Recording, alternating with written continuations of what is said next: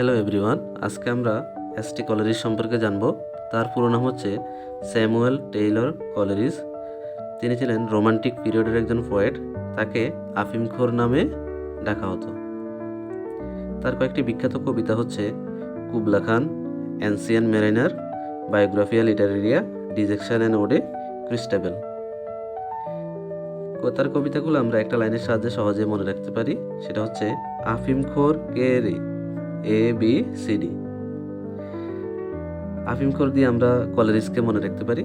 আর কেতে হচ্ছে কুবলা খান, এতে হচ্ছে অ্যান্সিয়েন্ট মেরিনার, বিতে হচ্ছে বায়োগ্রাফিয়া লিটারেরিয়া, সিতে হচ্ছে ক্রিস্টাবেল, ডিতে হচ্ছে ডিজেকশন অ্যান্ড ওডে, এটা আবার তার একটা আত্মজীবনী।